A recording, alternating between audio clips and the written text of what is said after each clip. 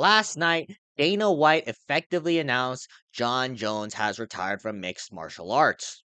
You said the timeline for Jones, 2 weeks to decide what to do with the title, whether it takes the fight or you're going to strip him. What do you think is more important, to keep the belt there so he can uphold his legacy, or we move the heavyweight division, take the title away from him? Jon Jones called us last night and retired.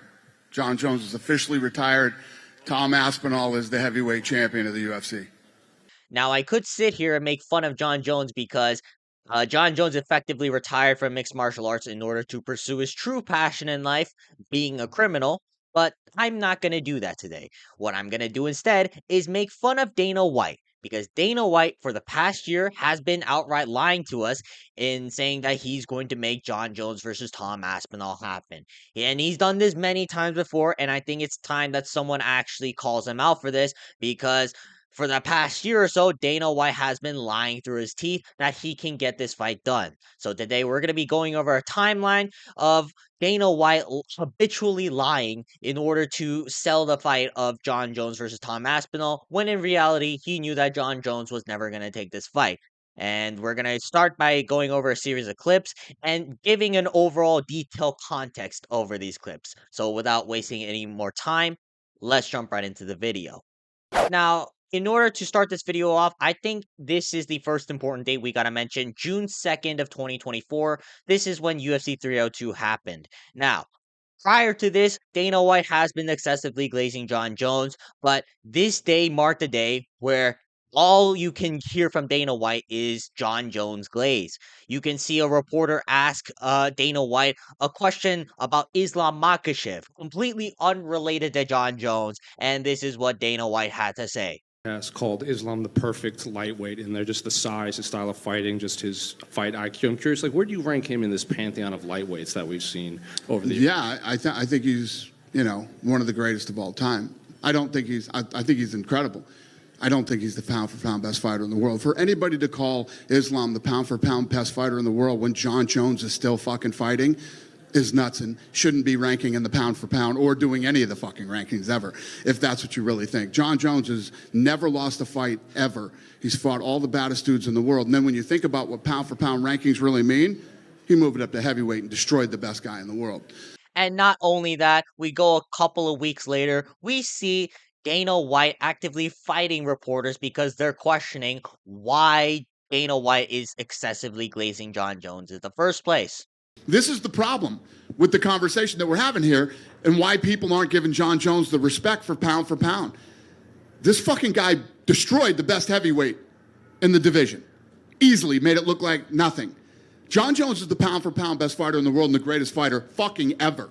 Period. End of story. Well, I don't disagree with that, but he hasn't fought in a long time. But in Stipe, or in a longer time, He got hurt. No, I get it. I'm not criticizing. He was trying to fight. I'm just saying, yeah, no. Yeah, well, it's not like he's just fucking sitting around and doesn't want to fight.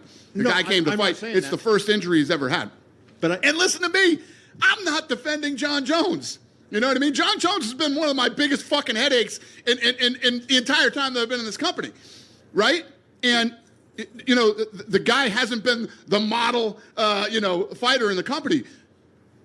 No matter what you think of Jon Jones, he's the fucking best ever, and he's the pound-for-pound best fighter in the world. And he's the pound-for-pound best fighter in the world. Yeah. This marked the month where Dana White started going on that humiliation ritual, going after podcast after podcast after podcast, talking about why Jon Jones is the pound-for-pound best fighter on the planet, why Jon Jones is the GOAT, why Jon Jones will beat anybody in a room or some bullshit like that. My point being, this is when Dana White was talking about how Jon Jones will fight anybody at any time, and he will never duck anybody. We'll find that very controversial later in this video. The next important date I want to mention is July 27th of 2024, because this is when Tom Aspinall knocked out Curtis Blades, solidifying himself as the next challenge for Jon Jones.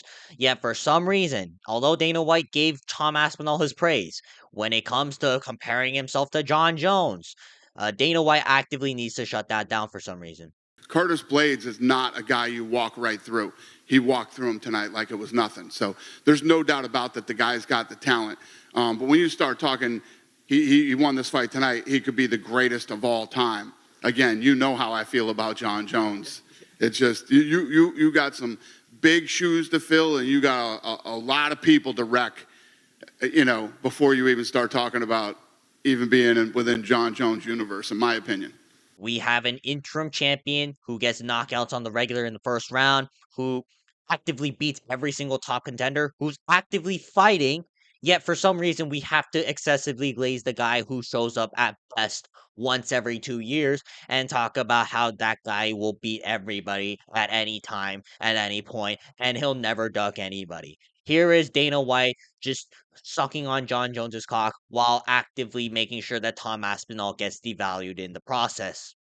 And listen, maybe Dana White at the time thought that Tom Aspinall will still lose to Jon Jones, even though he finished Curtis Blades in the first round.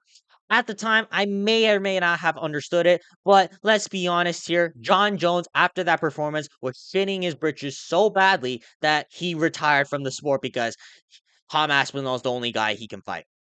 Now we move on to September of 2024. This is when the media members started to push back against Dana White for excessively glazing Jon Jones. Is Jon Jones the pound for pound GOAT? Did what? Is Jon Jones the pound for pound GOAT? He's the pound for pound best fighter in the world, and he's the GOAT. And you all know this. Numbers don't lie. Does he have pictures of you? I saw that on the internet too. Are you guys that fucking stupid? You can't be that fucking stupid to think that Jon Jones is not the pound for pound best fighter in the world and the GOAT. And because all people can talk about was how Tom Aspinall is the next big challenger for Jon Jones, Dana really had to harp on the fact that Stipe Miocic at 44 years old was going to be the next obstacle for Jon Jones. I don't know why Dana White chose to put Stipe Miocic over Tom Aspinall in this situation, but here's Stipe Miocic, who was actively disrespected in his prime, who hadn't fought in the last 4 years, who basically became an effective fireman and a part-time kickboxer. And yet here is Dana White choosing to promote Stipe Miocic over Tom Aspinall. I'm gonna be honest, I'm glad that people are starting to see that how much of a sham Jon Jones's career is, because let's be honest, Stipe Miocic did not look like anything near his prime. And I believe if Jon Jones actually fought someone in their prime, like let's say a Tom Aspinall, then he would have got his ass beat. But unfortunately, we'll never get to see that. Now, we're going to be talking about November of 2024 because this is when Jon Jones effectively beat up an elderly fireman. Right after Dana White celebrated Jon Jones beating up a senior citizen, Dana White took to the press conference and talked about how Jon Jones must fight Tom Aspinall and how it's going to be the biggest fight in UFC heavyweight history. He was right and I was wrong. When you say the Tom John fight would be the biggest of all time, you're talking even bigger than the Brock Lesnar days at heavyweight as well. Be the biggest heavyweight fight in UFC history by a long shot. Now, Dana White at the time was fully confident that Jon Jones was going to take the fight with Tom Aspinall. He said he's going to offer him the FU money that Jon Jones was asking for. He said he was going to set up the date he already has scheduled, planned. It's just a matter of where the venue is going to be and at what time. But no, turns out Jon Jones didn't accept anything whatsoever, and all the stuff about the UFC lowballed him and all that crap. There's no plausibility for that because Jon Jones effectively retired once he realized that the only person he gets to fight in the UFC is Tom Aspinall.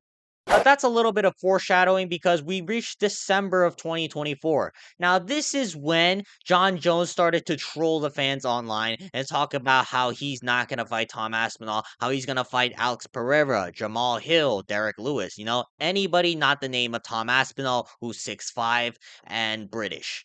But Dana White, in reaction to this, really had to cover for Jon Jones at this point because a lot of people at the time, rightfully so, were questioning whether Jon Jones was going to fight. Jon Jones publicly coming out here saying that he's going to fight anybody but Tom Aspinall. Yet, for some reason, Dana White was very optimistic at this time. To the company, too. It's a big fight. Yeah, we know Tom Aspinall's down. Jones is kind of like on the fence, or at least that's what he said publicly. But Right. have you talked? It's weird. How confident? What's weird about that? Let me tell you what's weird about that. So usually, those guys say that shit behind the scenes and not publicly. Jon says that shit publicly, but not behind the scenes. Jon is a very unique individual to deal with. From day one, I've been confident that Jon Jones would do that fight, right? I mean, even before the fight, I said if he won, there's no way Jon doesn't do this fight. Jon Jones isn't afraid to fight anybody, and that's a fact. And the only time that anything remotely weird has ever happened with Jon Jones was the time that his fucking camp did the weird Chael Sonnen thing. We can't fight Chael Sonnen on short notice. Other than that, and that wasn't him, it was his team, and he listened to his team for whatever reason. But that's like the goofiest fucking move in the history of the UFC. But other than that, Jon Jones behind the scene is not a guy that turns down fights. Would you guarantee 100% we see that fight? Yeah. I'll say 100%. Thank you. Yeah. Now, I can end the video here talking about how poorly this take aged, but we're not going to do that because we're not done humiliating Dana White for habitually lying to our face, because it's time that someone actually calls him out for this, and we're going to continue on. All right, now we're starting the new year, January of 2025. Now, this is when Dana White started to realize that his excessive glaze of Jon Jones is not going to get him to fight Tom Aspinall. So what does he do? He starts glazing Jon Jones a little bit less. Thank you. Thanks. Dana right here. With this win tonight, Islam 15 straight wins, second longest in history behind Anderson Silva, and now the most lightweight title defenses. Do you feel like he is the best lightweight we've ever had in this? 100%. Yeah, there's no doubt about it. I mean, he's the pound for pound best in the world right now, and he's definitely the best to ever do it in that division. Now, many people here would think that's the normal take. Islam Makhachev should be the rightful pound for pound best fighter on the planet right now. But for Dana White to admit this, I say that's a step in the right direction, because he's had a very hard time admitting that Islam Makhachev is the pound for pound best fighter on the planet and actively stuck with Jon Jones instead. All right, we move on to March of 2025. This is when Tom Aspinall officially came out stating that the fight is already done. It's just that Jon Jones is holding it up. And Dana White, in response to this, really had to cover for Jon Jones because he was confident that Jon Jones never ducks anybody, and now Jon Jones will definitely fight Tom Aspinall.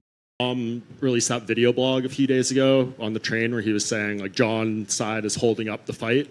What is he referring to there? Well, I think that, listen, Jon Jones definitely wants to fight. Just when and where is what we're working on now. Do you feel confidence? I think you said Jon I'm very in confident summer on first that day. that fight happens, yeah. Summer? Yeah. Awesome. The thing I want you guys to notice here, though, is that Dana White is starting to drift away from the idea that Jon Jones will fight Tom Aspinall. This is where his confidence in the fight is starting to wane. This is where he's starting to get more stressed because people keep asking him about when Jon Jones is going to fight Tom Aspinall. And this is when Tom Aspinall effectively said he's had enough with Jon Jones' stupid antics and that he'll fight anybody else if Jon Jones is going to be acting like this. Dana White should have taken that advice, but unfortunately, we know Dana White. He's stubborn, and he needs to get Jon Jones to try and fight Tom Aspinall, even though Jon Jones is a little duck. Some more time passes. Dana White is getting more questions about when Jon Jones versus Tom Aspinall will take place. But rather than answering them, Dana White keeps pushing the dates back. You know, originally in that clip in March, Dana White talked about how Jon Jones will fight Tom Aspinall in the summer. But instead, now we got Dana White saying, I'll announce the fight when it happens. And the heavyweight fight will be done. Tom Aspinall, I didn't read it. I told you guys already, we'll get Aspinall versus Jones done. Jon Jones versus the heavyweight fight will happen. Just relax. I'll announce that soon. He can't even bring himself to mention Tom Aspinall's name. And it's not like he doesn't know who Tom Aspinall is. Tom Aspinall is literally his interim champion. And the fact that Dana White, in his heart of heart, knows that this fight will never happen, yet for some reason he's still trying to sell it, it just shows how much of a habitual liar Dana White truly is.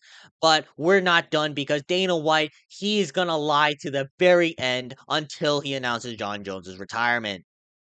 June 7th of 2025. This is when UFC 316 took place, and Dana White, for some reason, came with a raspy voice, probably from deep throating Jon Jones so hard. But notice what Dana White had to say regarding Jon Jones' situation. If you didn't know at the time, Jon Jones was in Thailand talking about how he would rather vacate the belt than fight Tom Aspinall. And this is what Dana White had to say about this. Look, I want to ask you about something else outside of tonight. It's a conversation we've had many times now, the Tom Aspinall, Jon Jones fight. It's a bit different now, right? Because Jon's been tweeting a lot about the fact that he's told you his plans, he's ready to vacate the belt, and all the rest of it. He said he's ready to vacate the belt? He said he doesn't care if you strip him, he would vacate it.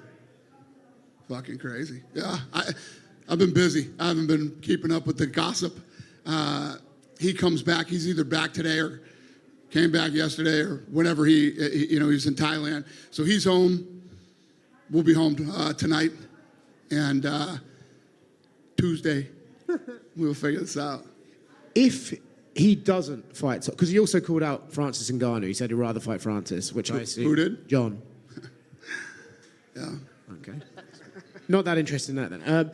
But if he doesn't fight Tom Aspinall and he does walk away, do you think he's ducked him? Tom Aspinall's the guy. He's the guy. I don't know. Yeah, we'll have to see how this plays. Listen, if the guy wants to retire and doesn't want to fight, nothing you do. I didn't want Habib to retire. I thought DC should have stayed in it longer. So it's none of my business. I'll do what I can to make the fight if we can. If he's talking that crazy shit, I didn't realize that. Yeah, and last one on this. I remember a time when GSP announced he was walking away. Now, most of the time, media members don't really hound Dana White in these situations because Dana White effectively controls whether or not they get to ask questions in future press conferences. But Dana White was a wounded animal in this situation, and the media members did very well in order to pressure Dana White into giving definitive answers. Dana White can't just sit here talking like, oh, what's the question? Yeah, is Tom Aspinall going to fight Jon Jones? Yeah, come on, guys. Yeah, the heavyweight fight will get done. Or something like that. You know how Dana White talks. I don't know if that was a good impression, but you get my point. And that brings us to Jon Jones' retirement, effective on June 21st of 2025. And if you guys don't remember the message, this is what Dana White had to say. You said the timeline for Jones, 2 weeks to decide what to do with the title, whether it takes the fight or you're going to strip him. What do you think is more important, to keep the belt there so he can uphold his legacy, or we move the heavyweight division, take the title away from him? Jon Jones called us last night and retired. Jon Jones is officially retired. Tom Aspinall is the heavyweight champion of the UFC.